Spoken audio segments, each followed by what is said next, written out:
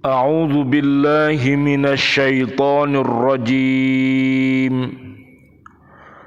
بسم الله الرحمن الرحيم.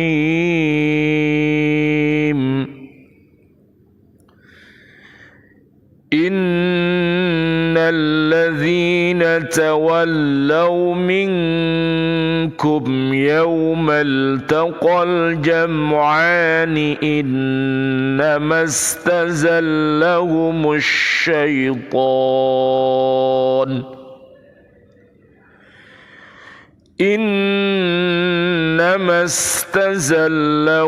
الشيطان ببعض ما كسبوا ولقد عفا الله عنهم إن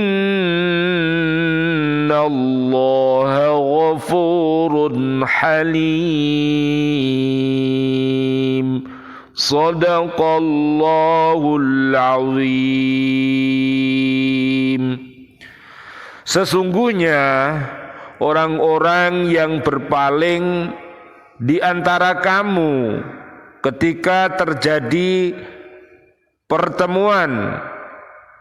pertempuran antara dua pasukan itu, sesungguhnya mereka digelincirkan oleh setan disebabkan sebagian kesalahan atau dosa yang telah mereka perbuat pada masa lampau. Tetapi Allah benar-benar telah memaafkan mereka. Sungguh Allah Maha Pengampun, Maha Penyantun. Maha benar Allah dengan segala firman-Nya, dan Dialah yang Maha Agung. Surat Ali Imran, surat ketiga, ayatnya 155. Yahya bin Mu'adir Razi, man kathura syab'uhu kathura lahmuhu, wa man kathura lahmuhu kathurat syahwatuhu, wa man kathurat syahwatuhu kathurat dunubuhu, wa man kathurat dunubuhu qasa qalbuhu, wa man qasa qalbuhu ghariqa fi afatid dunya wa zinatiha. Yahya bin Mu'ad Ar-Razi rahimakumullah berkata, barang siapa banyak kenyangnya maka banyak dagingnya. Barang siapa banyak dagingnya maka besar syahwatnya atau nafsu seksnya. Barang siapa besar nafsu seksnya maka banyak dosanya. Barang siapa banyak dosanya maka keras hatinya. Dan barang siapa yang keras hatinya maka ia tenggelam dalam lautan bahaya dan kemewahan dunia. Di antara tanda orang yang keras hatinya adalah tidak menerima nasihat dan meremehkan orang lain. Itu namanya sombong, sebagaimana Al-Baqarah ayat 6 sampai 20. Solusinya adalah kembali kepada Allah dan bertaubatan nasuha. At-Tahrim ayat 6 sampai 8. Subhanallah walhamdulillah wala ilaha illallah wallahu akbar, la haula wala quwata illa billahil aliyil azim. Bismillah, alhamdulillah, assalatu wassalamu ala rasulillah. Asyhadu an la ilaha illallah wa asyhadu anna muhammadar rasulullah. Allahumma salli wa sallim wa barik ala sayyidina Muhammad wa ala alihi wa ashabihi ajma'in walhamdulillahi rabbil alamin. Biaunillah, biidnillah, biridhoillah, kami hadir kembali di Masjid An-Nur bersama ibu-ibu pecinta baca Al-Quran di KBD Gresik untuk mengajak diri kita, keluarga besar kita dan umat Islam senantiasa mencintai Al-Quran dengan cara membacanya, menghafalnya, memahaminya, mengamalkannya dan mendakwahkannya. Mudah-mudahan Allah Subhanahu wa taala mentakdirkan kita bisa beristiqomah, selalu berhaqqa tilawati, berhaqqa tuqati dan berhaqqa jihadi. Mudah-mudahan Allah dekatkan kita dengan jalan yang diridhoi oleh Allah Subhanahu wa taala dan kita bisa mengikutinya. Demikian pula mudah-mudahan Al-Quran yang kita pelajari mampu untuk menunjukkan jalan-jalan yang keji dan mungkar, dan kita memohon kepada Allah agar kita dijauhkannya dengan doa Allahumma arinal haqqo haqqo warzuqna tiba'ah wa arinal batila batila warzuqna jatinabah. Allahumma nawwir qulubana binuri hidayatika kama nawwartal ardo binuri syamsika wa qamarika abada abada. Amin ya rabbal alamin. Kajian kita di surat Ali Imran, surat yang ketiga, ayatnya 155. Sewaktu pertempuran yang menentukan dalam perang Uhud, ada sebagian dari kaum muslimin meninggalkan tempat pertahanan yang tidak boleh ditinggalkan, terutama oleh barisan pemanah. Tetapi mereka tinggalkan juga. Mereka merasa musuh sudah kalah, sehingga mereka meninggalkan posisi dengan maksud untuk mendapatkan harta rampasan. Akhirnya musuh menempati posisi mereka dan mereka menjadi kocar-kacir dan menderita karena serangan musuh yang bertubi-tubi.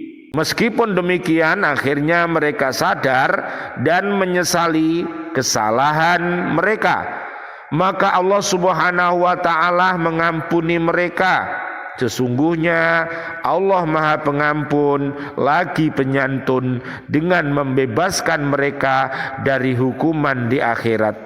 Amin, amin ya rabbal alamin. Mudah-mudahan segala kesalahan kita, dengan kita rajin beristighfar dan bertaubat dan bersolawat, mudah-mudahan Allah Subhanahu wa taala mengampunkan dosa-dosa kita di Ramadan ini. Mudah-mudahan kita mendapatkan rahmat Allah, ampunan Allah, dan dibebaskan keluarga besar kita dan umat Islam ini dari api neraka. Nanti lihat di surat Ali Imran ayat 185. Peperangan yang terjadi dalam sejarah Islam di masa Nabi Muhammad sallallahu alaihi wasallam, Allahumma sholli wa sallim alaih, tidak ada satupun yang dimulai oleh kaum muslimin. Sikap Nabi dan para sahabat dalam hal ini hanya defensif, mempertahankan diri, bukan ofensif, sesuai dengan prinsip-prinsip dalam Al-Quran. Perangilah di jalan Allah orang-orang yang memerangi kamu, tetapi janganlah melampaui batas. Sungguh Allah tidak menyukai mereka yang melampaui batas. Al-Baqarah ayat 190. Tetapi bila pihak musuh mengajak damai, sambutlah segera, yaitu surat Al-Anfal ayat 61. Kita harus selalu siap menerima perdamaian jika kecenderungan ke arah perdamaian di pihak lain juga demikian. Tugas kita harus menjadi pelopor perdamaian, bukan menjadi pelopor peperangan. Tak ada faedahnya berperang hanya untuk berperang. Naudzubillah summa naudzubillah min dalik. Sebagaimana kisah-kisah peperangan yang dialami oleh bangsa Indonesia selama 350 tahun, kita dijajah oleh para penjajah, dan ternyata para penjajah mereka adalah orang-orang yang kafir. Akhirnya dia menjadi kocar-kacir karena mendapatkan laknat dari Allah Subhanahu wa ta'ala. Mudah-mudahan bangsa kita bisa bersyukur atas kemerdekaannya dengan senantiasa membangun dengan cara kita memperkokoh Islam kita, iman kita, ihsan kita. Lihat nanti di surat 28 ayatnya 47. Janganlah kita berbuat kerusakan lagi, karena Allah tidak suka terhadap orang-orang yang membuat kerusakan. Begitulah yang terjadi dalam perang Badar. Surat Ali Imran ayat 13, ayat 123 pada bulan Ramadan tahun kedua setelah hijrah. Kemudian dalam perang Ahzab, perang Parit, Al-Ahzab ayat 9. Sekitar tahun kelima setelah hijrah, musyrikin Mekah dengan kekuatan 10.000 orang dengan bantuan Yahudi yang berkhianat setelah mengadakan perjanjian dengan Rasulullah sallallahu alaihi wasallam. Allahumma sholli wa sallim alaih.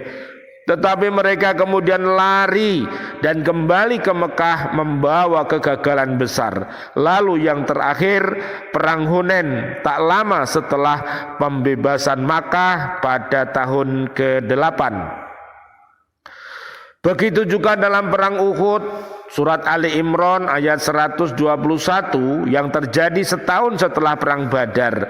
Pihak musuh yang datang jauh-jauh dari Mekah mau menyerang Madinah. Kedatangan mereka dengan kekuatan 3.000 orang datang ke Madinah hendak membalas kekalahan mereka dalam perang Badar.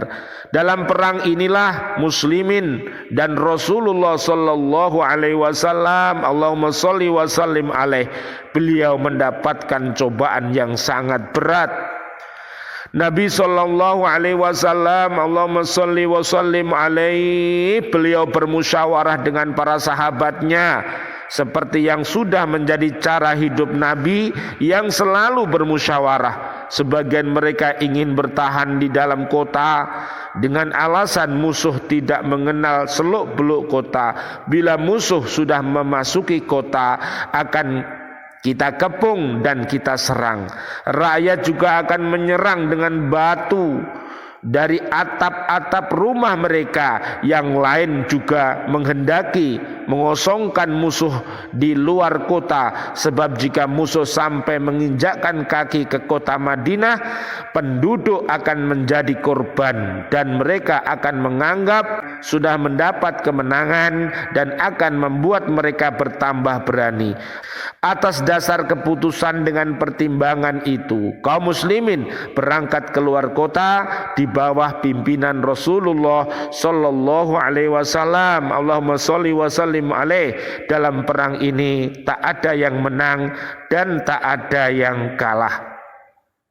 Dalam menghadapi ancaman tersebut, Rasulullah dengan pandangannya yang jauh, berani dan penuh tanggung jawab, segera memutuskan akan mengambil tempat di kaki gunung Uhud yang mengintari sebagian besar kota Madinah, sekitar 3 mil ke utara. Pada 7 Syawal tahun ketiga Hijri, tahun 625 di bulan Januari waktu subuh, ia sudah mengadakan persiapan untuk menghadapi perang itu.